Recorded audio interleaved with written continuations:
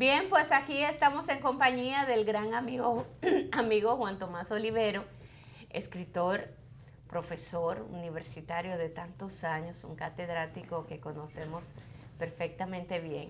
A mí me encantan sus escritos, lo comparte en acento.com.do, pero andan por las redes sociales y usted lo puede encontrar fácilmente. Pero si no, se va a Acento. Juan Tomás, bienvenido. Buenos días. Muchas gracias por invitarme a su programa. Buen día, y por buen día. compartir estos momentos angustiosos, difíciles, pero llenos de esperanza.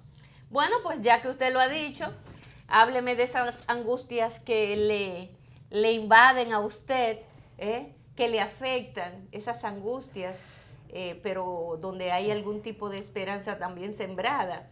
¿Qué es lo que le angustia?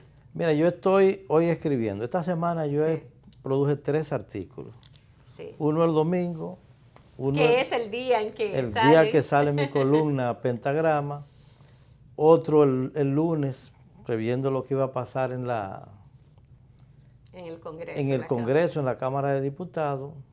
Y otro hoy, diciendo, haciendo una reflexión sobre lo que pasó el martes y por qué tiene que pasar lo que va a pasar hoy. Que es triste lo que está pasando con la institucionalidad de este país, pero más que todo con lo que hace ser, o lo que nos hace ser dominicanos, sobre todo, lo que nos da carácter como país, como nación, y que nos hace ser como seres civilizados en esta sociedad moderna. Es triste, ¿eh?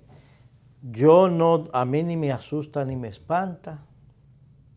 Yo vengo con esa posición desde el año 2001 en el proceso de apertura, que es el principio que yo digo del desmantelamiento y desarticulación del Partido de la Liberación Dominicana, y que muchos creíamos que era necesario para volver al poder y que ese era el camino, que los tramposos, acostumbrados a trampa, y que en pleno proceso de apertura dejaron ver sus valores en términos de gratitud y de respeto a ese partido.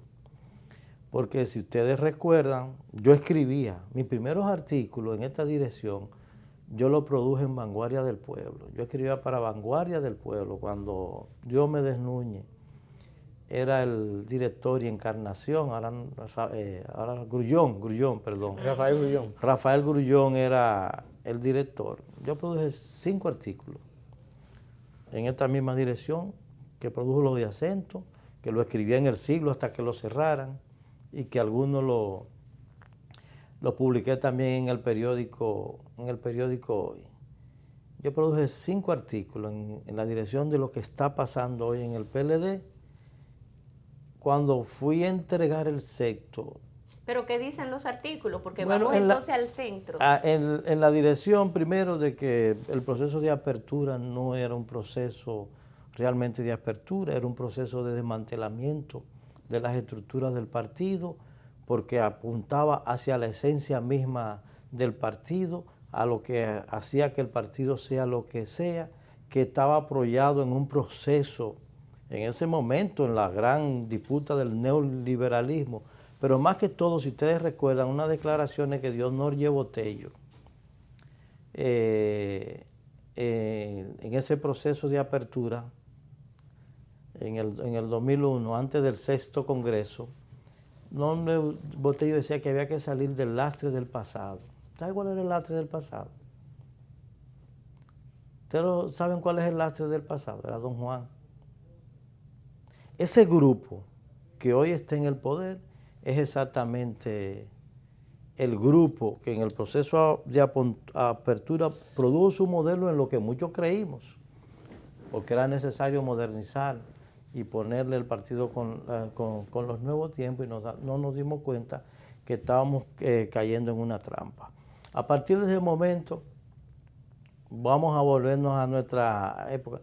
En el 2013 yo produje un artículo que es la falta de concepto del ejercicio del poder en un contexto democrático, hecha por el presidente Danilo Medina, y se produjo a partir de un elemento simple, que todos pasamos desapercibidos porque era una cosa como sin mucha trascendencia.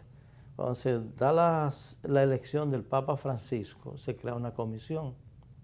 Yo produje un artículo en ese momento que se llamó Un Huevo de Estado, a raíz de un decreto que se emitió para designar una comisión que presidía la primera dama para representar el presidente de la República en lo que sería la elevación al papado del Papa Francisco, violando todo el sentido de la Constitución, cuando la Constitución establece quién es que va en representación del Estado cuando el presidente no lo puede hacer, ¿verdad? Claro. Que era la vicepresidenta, bueno, la que le correspondía. Ahí se comenzó a marcar el paso de cuál es el respeto a la Constitución, cuál es la seguridad. Él mandó a su esposa. Él mandó a su esposa. ¿Verdad que sí? Sí, yo produje ese artículo en ese momento y a partir de ahí he escrito como 32 artículos alrededor de la reelección. Porque, o sea, tú lo que quieres decir, para ir aterrizando en esto, cuanto más, es que la reelección está montada a partir de lo que pasó el martes. ¿Del martes? No. O sea, a partir de lo que pasó el martes, ya es evidente. No, el martes lo que se consagró es la perpetuidad. La reelección se montó en el 12. Bueno, sí, pero la reelección del 12 fue la del 16. La del 16. Ahora sería y ahora es la reelección que lo que hace es consagrar la perpetuidad. Hacerte perpetuo en el poder.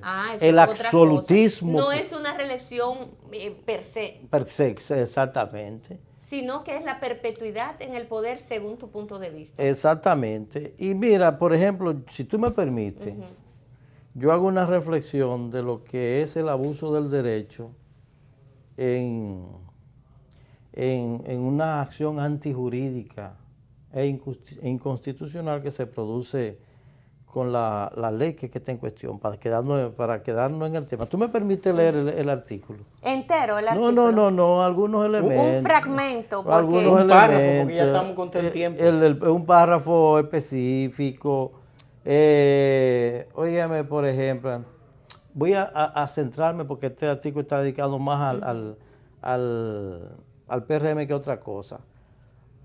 El Partido Revolucionario Moderno, PRM, se autojustifica en su proceder inconsistente de desmarcarse de la posición digna a que estaba obligado como responsabilidad política en el sentido de evitar la amenaza del absolutismo reeleccionista y el relativismo moral danilista que se cierne sobre la democracia dominicana, el sistema de partido y la constitucionalidad como valor sagrado de todo Estado democrático.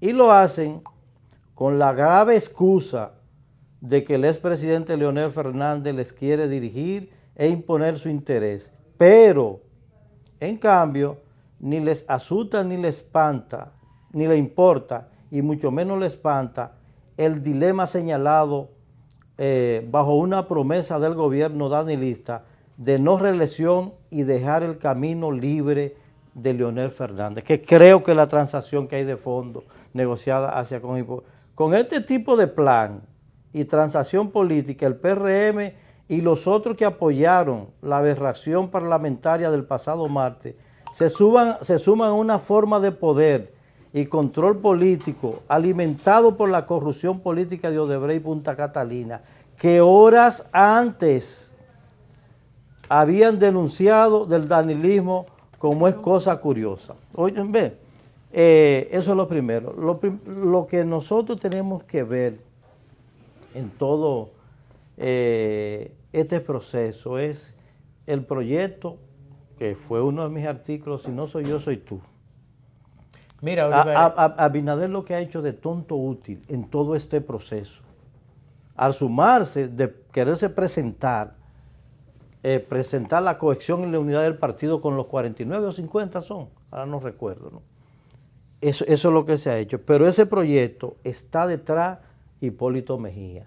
bajo el acuerdo con Danilo Medina, que de no diezmar, destruyendo, utilizando las peores artes que ha utilizado el presidente Danilo Medina, que viene en una acción continua de minar el liderazgo, de desacreditar la autoridad del presidente del partido. Comenzó con Pina Toribio y el delegado ante la Junta. Se fueron después a los dos brazos que son soporte en la estructura de funcionamiento de un partido, la Secretaría de Organización y la de Finanzas. Olivero. ¿Y qué es lo que le queda al presidente del partido en términos de función? No tiene tampoco el secretario general. Yo quería hacerte esta pregunta. Dice Minú Tavares Mirabal que Luis Abinader minó el bloque opositor. ¿Tú crees que si eso fue así, eso fue un problema de celo o fue para el PRM quitarse a esa fuerza de izquierda de al lado? No. Yo creo que fue dentro de la falta de visión política del grupo de Abinader, que representaba lo más sano, se confundieron. La estrategia del presidente le dio resultado en su alianza con Hipólito, que es lograr los números para aplastar, como creen ellos que aplastaron, a cualquier voz de defensa a la Constitución Dominicana, porque no es a Leonel Fernández al que derrotaron en el Bueno, decía alguien por ahí, decía Minú, que Leonel ganó perdiendo y Luis Abinader perdió ganando. Sí, perdió el control. Inmediatamente se hace la votación que pasa. Todos los diputados del PRM, los 17 correspondientes a Hipólito Mejía, declaran que Hipólito es el candidato del PRM. Y que Hipólito ratifica que hay que partirle el pescuezo para él no ser el candidato. ¿Qué es lo que está planteado en el PRM? Esa crisis de que Hipólito se va a imponer.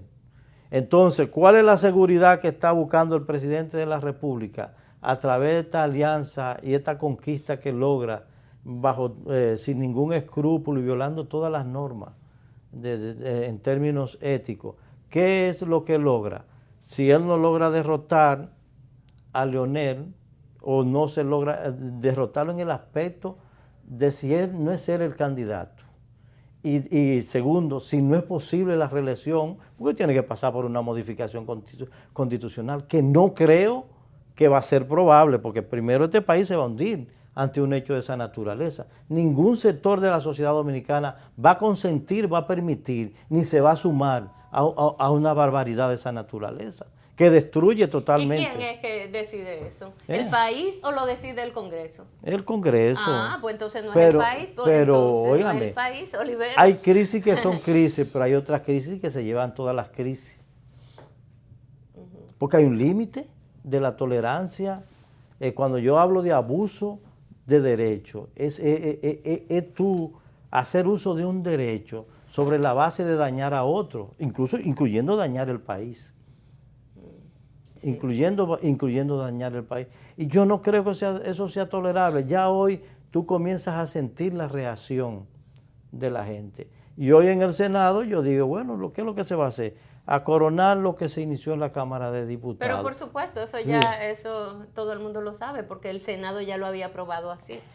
Solo que esta vez bueno, para fines de manipular exacto, solo que los resultados serán más deplorables, porque por lo menos hasta donde se estuvo junto y en el proceso de reelección se mantuvo, los PRMistas votaban con el grupo, con los seguidores del expresidente de la República, doctor Leonel Fernández, que es el defensor de la Constitución, no porque él se haya declarado garante, no, es que es un convencimiento que tiene de eso y que tiene todo dominicano que cree que ese es el soporte real de la existencia de un país con reglas, de un país civilizado que debe ir hacia una vinculación con el resto de la comunidad internacional.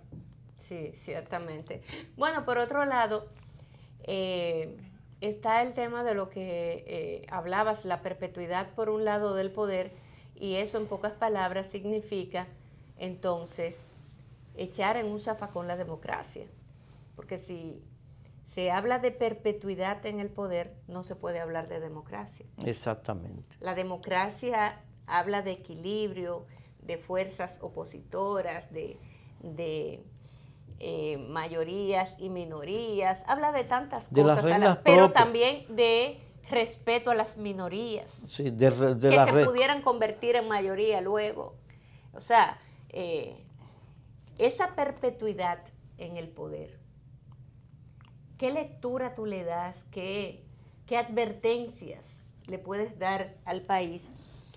Nosotros citábamos aquí lo que pasó en Colombia con la Corte colombiana, cuando ellos dijeron, no, espérate, el pueblo quiere a Uribe, pero ya Uribe agotó sus 2 periodos, muy buen presidente y todo, pero ante todo está la Constitución, ante todo está el mantener una democracia saludable para este pueblo colombiano. Ya no se puede, porque es que la Constitución está por encima del hombre, del individuo, sino sí, que es la que nos rige a todos. Eso es en una mentalidad de gobierno, de dirección de Estado, donde se respetan las reglas de juego democráticas y donde las instituciones están consolidadas. Nosotros el martes dimos prueba de que no, que las nuestras no están consolidadas y esta tarde se dará prueba mucho más confirmada de que es así, de que no están. En Colombia pasa eso, pero aquí no es posible que pase de esa manera. Pero lo que pasó aquí en el 94, ¿por qué? En Perú con Fujimori, lo que está pasando ahora en Nicaragua, lo que estuvo a punto de pasarle a Carlos Menem, todo eso son ejemplos que tú no crees que se deben tomar en cuenta aquí. Claro, y con lo que está pasando, sobre todo lo que está pasando en Nicaragua, cuando usted llega a aplastar, a avasallar, a comprar, a corromper, usted está en el límite del abismo, ¿eh? Es en el límite del abismo que usted está. Y de una u otra manera, las fuerzas sensatas, la fuerza comprometida con una nación, con un cierto sentido de libertad, de justicia, de respeto, de equidad, de leyes que estén previstas para la armonía social, para la cohesión de una sociedad, se van a rebelar contra ti, quieras o no. Y ojalá no sea necesario que se llegue ese momento. Pero los pueblos, en la encíclica Rerum Novarum, el Papa Pablo VI, en el capítulo 15, llegó a justificar en un momento de que socialmente la violencia está justificada cuando los pueblos no encuentran otro camino para seguir hacia desarrollar su propio destino, su libertad, su democracia, ¿Tú su justicia social. piensas, Olivero, que el PRM votó con la suficiente conciencia de lo que estaba haciendo? Porque un presidente de la República, que obviamente es de los que entiende que el poder no se cede, simple y llanamente el poder no se cede, porque hay muchos que piensan así, no analizó el PRM de las consecuencias que esto traería, una reelección en cierne. Tú hablas de algo aún más gráfico, que es la perpetuidad en el poder. No tenía conciencia, aún pasando lo que pasó el día anterior en el comité político, cuando ese comité político decidió, bueno, lógicamente pedido por el presidente Medina, obviaron los acuerdos, lo quitaron de por medio y se propusieron una serie de cosas que no tuvo la minoría más que sumarse a ellos. ¿Qué propusieron? Reinaldo en el Senado como vicepresidente, o sea, lo pusieron todo. Quiere decir que hay una composición del Consejo Nacional de la Magistratura que Danilo ahí tiene mucho a poco. Ese Consejo Nacional de la Magistratura elegirá nuevos jueces al Tribunal Constitucional, máxima instancia del Poder Judicial, y elegirá jueces de la Suprema Corte de Justicia y se habla de unos 13, 15 jueces, lo cual cambia completamente el panorama porque todos esos jueces, por supuesto, que estarán a la hechura y a la medida alineados del presidente de la República, Sí. Danilo Medina, lo cual implica entonces o significa que cualquier pedido que haga el presidente respecto a una modificación, o mejor quítenle ese transitorio ya, ellos no tendrían ningún problema en hacerlo porque es un pedido que le hace quien lo puso. Mira, eso estuvo previsto desde el acuerdo de los 15 puntos, de tener un número que le favoreciera para la composición Del del Consejo Nacional de la Magistratura y lo que es la completar o promover los jueces tanto de la Suprema Corte de Justicia como del Tribunal. Y yo digo que está concebido desde los 15 puntos y lo escribí para tomar la decisión en el momento oportuno y el momento oportuno era ahora. ¿Qué fue lo que se estableció en los 15 puntos?